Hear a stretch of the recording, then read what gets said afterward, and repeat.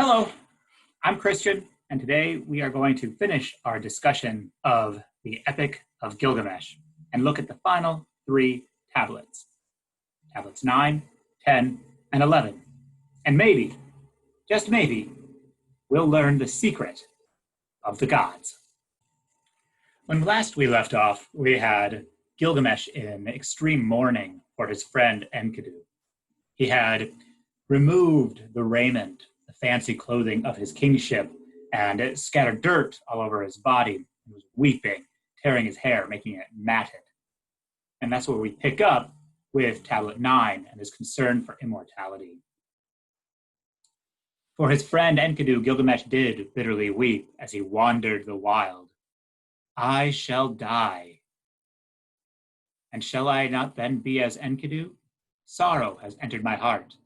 I am afraid of death, so I wander the wild to find UTA-NAPISHTI, son of Ubartutu. On the road, traveling swiftly, I came one night to a mountain pass. And so here we have the central concern. I am afraid of death. I am afraid of death. And so this is going to set in line all of the rest of his actions, right? So when we first saw Gilgamesh, way back in Tablet 1, he had no concerns for anything that he was doing. And then slowly over the course of his friendship, and especially with the death of Enkidu, he's confronted with this idea of mortality, and especially his own gets introduced. Because we're always told, 2/3 God, 1/3 mortal. And so he comes to this mountain pass. And this is the entrance to the underworld. To Mashu's twin mountains he came, whose daily guard the rising sun, whose tops support the fabric of heaven, whose base reaches down to the netherworld. And then there's scorpions scorpion men guarding this. But a journey to the underworld has a technical name, and that is a catabasis. I want you to know this word because we'll see it again. It'll come back to us in the Aeneid when we look at book 6 of the Aeneid. And so these scorpion men are asking, they ask him a series of questions. How do you come here, such a far road? How did you get here to be in my presence? How did you cross the seas whose passage is perilous? Let me learn of your journey. Where your face is turned, let me learn of your journey. And then Gilgamesh explains, I am seeking the road of my forefather, UTA-NAPISHTI, who attended the gods' assembly and found life eternal. Of death and life, he shall tell me the secret. So this is the pursuit. In the Epic of Gilgamesh, why do you go to the underworld? You go to learn how not to go to the underworld, how not to die. So he goes through this mountain, and he has to run very, very quickly because he can't be caught inside of it. Because then it's where the sun rises and sets from, so if he's inside of it, he'll be roasted, presumably. On reaching 10 double hours was very near. On reaching 11 double hours, a journey remained of 1 double hour. At 12 double hours, Gilgamesh came out in advance of the sun. So Gilgamesh beats the sun. And here's what he sees. There was brilliance. He went straight, as soon as he saw them, to the trees of the gods. A carnelian tree was in fruit, hung with bunches of grapes, lovely to look on. A lapis lazuli tree bore foliage in fall fruit and gorgeous to gaze upon. And so our first kind of realm of part of where the divinities live is an orchard, a very beautiful place full of life-giving fruit. The most interesting thing, though, that's in this location is a tavern owned by Shiduri. Shiduri was a tavern keeper who lived by the seashore. There she dwelt in an inn by the seashore. Pot stands she had, and vats all of gold. She was swathed in hoods and veiled with veils. Gilgamesh came wandering. He was clad in a pelt and fearful to look on. The flesh of the gods he had in his body, but in his heart there was sorrow. So I want to emphasize this as a site of liminality. So you'll remember the liminal space is that which is between two binaries, two dichotomies. And so we talked about Enkidu navigating that liminal space when he went from the wild to the city. And so he passes through the shepherd's hut, and the hunter also inhabits that space. So Shiduri her tavern is also a liminal space. There's a number of reasons why. It separates land and water, right? Because of its location on the seashore. Because it's a tavern, it separates prepared food from raw food. Also, because it's a tavern, it separates alcohol from salt water, right? So again, the seashore, right? Which is undrinkable. And so fundamentally, at this place where Gilgamesh is wondering, how do I gain immortality? And I have mortality on the other side. Shiduri inhabits this space of liminality and negotiates and navigates the difference between life and death. She inhabits that in-between space. We now get this articulation of the fear of death. And this is a little bit of a lengthy description, but this gets repeated about 5 times over the course of the next 2 tablets. And so it's emphasis, repetition implies importance. Said the tavern keeper to Gilgamesh, if you and Enkidu were the ones who slew the guardian, destroyed Humbaba, who dwelt in the forest of cedar, killed lions in the mountain passes, seized and slew the bull of come down from heaven, why are your cheeks so hollow, your face so sunken, your mood so wretched, your visage so wasted? Why in your heart does sorrow reside, and your face resemble one come from afar? Why are your features burned by frost and sunshine, and why do you wander the wild in lion's garb? So what is she saying? Why aren't you happy? You did all of these great deeds. Why are they not enough, right? You did all these things for fame. Remember that eternal name? And now it's like he's confronted with this idea of death versus deeds. Death versus deeds. Gilgamesh responds. Gilgamesh, my friend, a wild ass on the run, donkey of the uplands, panther of the wild. My friend Enkidu, a wild ass on the run, donkey of the uplands, panther of the wild. My friend, whom I loved so dear, who with me went through every danger. My friend Enkidu, whom I loved so dear, who went with me through every danger. The doom of mortals overtook him. 6 days I wept for him and 7 nights. I did not surrender his body for burial until a maggot dropped from his nostril. Then I was afraid that I too would die. I grew fearful of death and so wandered the wild. What became of my friend was too much to bear, so on the far road I wandered the wild. What became of my friend Enkidu was too much to bear, so on a far path I wandered the wild. How can I keep silent? How can I stay quiet? My friend, whom I love, has turned to clay. My friend Enkidu, whom I loved, has turned to clay. Shall I not be like him and also lie down, never to rise again through all eternity? So here, the doom of mortals is mortality. And Gilgamesh is confronting that fear of mortality.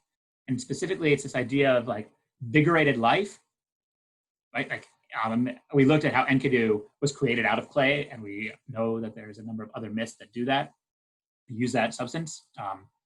And in this particular case, we have Gilgamesh saying, I don't want to be clay, which is going to be ironic, right?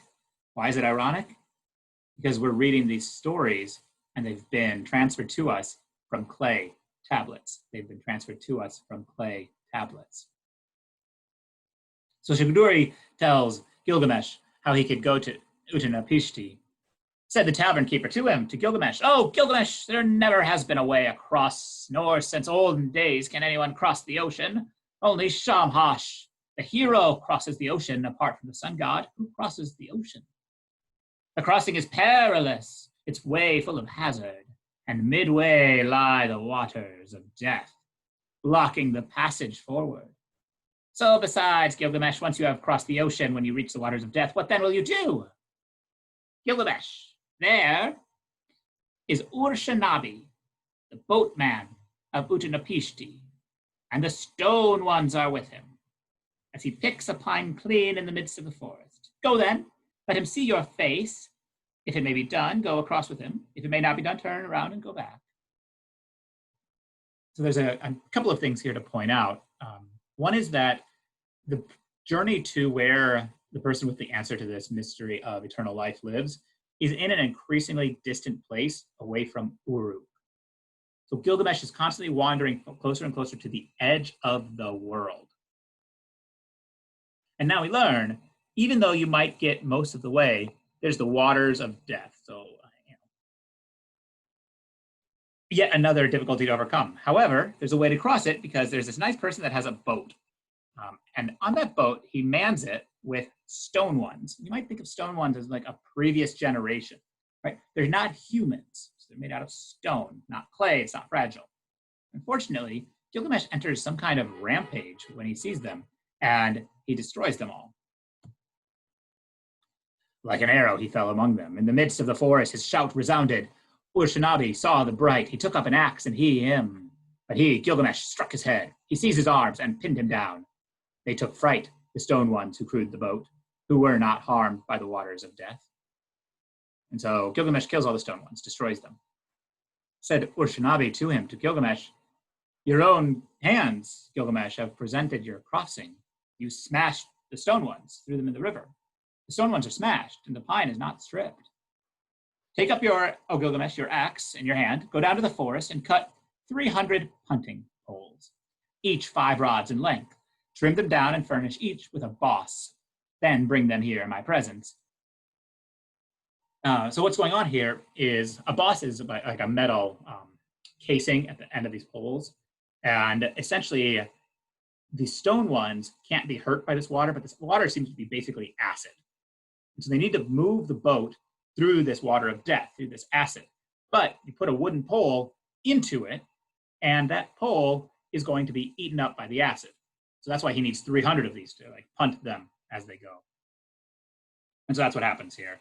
Set 2, O Gilgamesh, take your first punting pole. Let not your hand touch the waters of death, lest you wither it. Right? This would not have been a worry for the stone ones because the stone ones are made out of stone. So they get across, and he meets UTA-NAPISHTI. Said UTA-NAPISHTI to him, to Gilgamesh, why, Gilgamesh, do you ever chase sorrow? You who are built from God's flesh and human, whom the gods did fashion like your father and mother. Did you ever, Gilgamesh, compare your lot with the fool? They placed a throne in the assembly and told you, sit. The fool gets leftover yeast instead of fresh ghee, bran and grist instead of the best flour. So for the first time in his life, somebody has said to Gilgamesh, have you ever compared your own life to somebody else's? Have you ever tried to have a perspective on the ease with which you live your life as an elite male leader in this culture? And so not only now has Gilgamesh confronted his fear of mortality, he's also being asked to recognize his innate privilege. He's being asked to recognize his innate privilege. At this point, we come to one of the central articulations of mortality in the poem. But you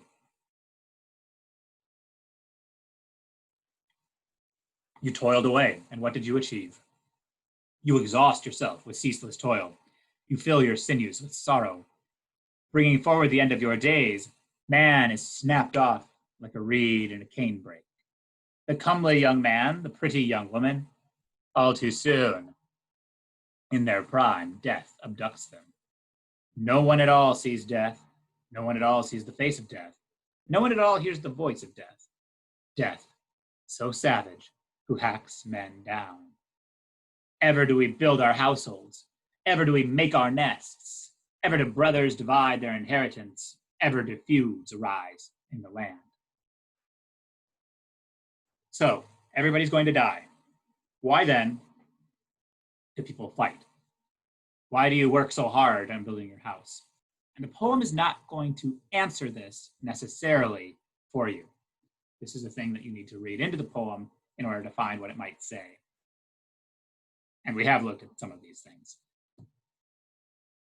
We now enter Tablet 11, and Tablet 11 contains 2 mysteries of the gods. The central one, though, in general, the mystery of the gods is immortality. But we're going to get 2 different approaches to that.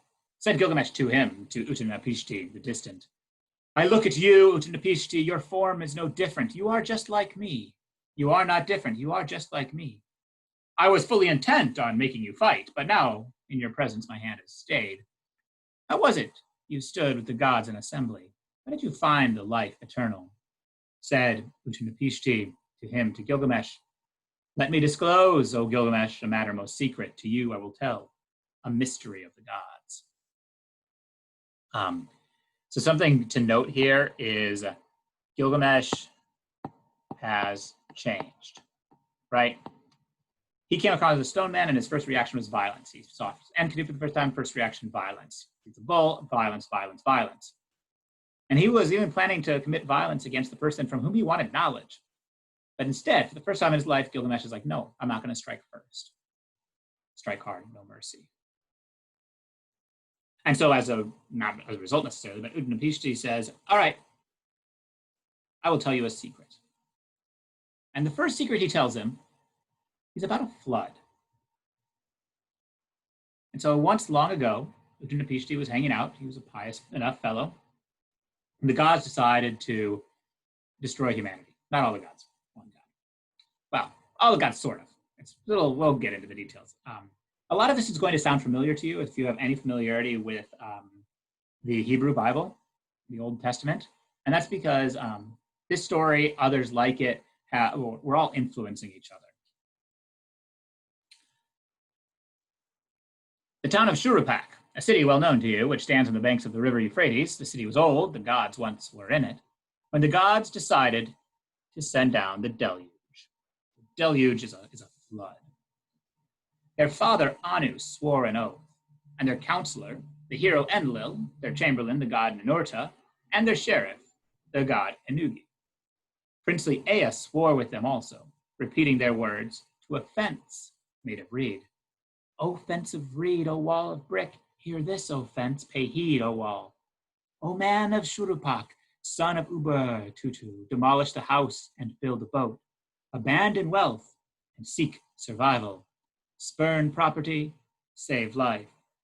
Take on board the boat all living things seed. So Ea is giving advice to UTA-NAPISHTI without actually giving it directly to him. He's like, hey, I want somebody to survive this thing. I don't know why we're killing everybody. And on his boat, this is what UTA-NAPISHTI brings. Everything I owned, I loaded aboard. All the silver I owned, I loaded aboard. All the gold I owned, I loaded aboard. All the living creatures I had loaded aboard. I set on board my kith and kin, the beasts of the field, creatures of the wild, and members of every skill and craft. Two of these should stop you. Why gold and silver? Right, if you are living in a society of extreme economic differentiation and inequality, and you have a chance to start society again, why not leave behind the idea of money? The only reason gold and silver have any kind of value is because people have come together to decide that they do. So this is a moment where you see humanity had a chance to start something new. Instead, they replicated the old model that also probably led to its destruction. Another thing to emphasize, though, is that they do bring people of skill and craft, artisans, workers, laborers, right? One of the things that you will preserve here is art and culture in your new world. So I put this here because this is one of the major parallels with Noah's flood, but these are these three birds that they put out because they would get stuck on a mountain and then everything dries out. And eventually I brought out a raven. I let it loose, off went the raven. It saw the waters receding, finding food, bowing and bobbing. It did not come back to me. I brought out an offering. To the four winds made sacrifice. Incense I placed on the peak of the mountain. 7 flasks and 7 I set in position. Reed, cedar, and myrtle I placed beneath them. The gods did smell the savor. The gods did smell the savor sweet. The gods gathered like flies around the men making sacrifice. And so here we get one of the central ideas between negotiation between humans and gods. How do you send your worship? You burn sacrifices to them. And the gods get pleasure off of your dank weed that you are burning up to them. So now we start seeing some negotiation among the gods. All the gods shall come to the incense, but to the incense let Enlil not come. because he lacked counsel and brought on the deluge and delivered my people to destruction. Then at once Enlil arrived. He saw the boat. He was seized with anger, filled with rage at the divine Igigi. From where escaped this living being? No one was meant to survive the destruction. Ninurta opened his mouth to speak, saying to the hero Enlil, who, if not Ea, could cause such a thing? Ea alone knows how all things are done. Ea opened his mouth to speak, saying to the hero Enlil, you, the sage of the gods, the hero, how could you lack counsel and bring on the deluge? On him who transgresses, inflict his crime. On him who does wrong, inflict his wrongdoing. Slack off, lest it snap. Pull tight, lest it slacken. So here, by the way, you'll recognize an idea of I or an I, or as it's also called, the lex talionis. So we're getting articulations of ancient justice. But then, instead of causing the deluge, a lion could have risen and diminished the people. Instead of your causing the deluge, a wolf could have arisen and diminished the people. Instead of your causing the deluge, a famine could have happened and slaughtered the land. Instead of causing the deluge, the plague god could have risen and slaughtered the land. So the question becomes, how are lions, wolves, famines, and plagues different from floods? How are lions, wolves, famines, and plagues different from floods? Well, those first four you can fight with greater efficacy than perhaps you can against a flood. Lions and wolves, of course, you can hunt and you can set up traps and build walls. Famines, you can store grain beforehand or you can buy grain from other places.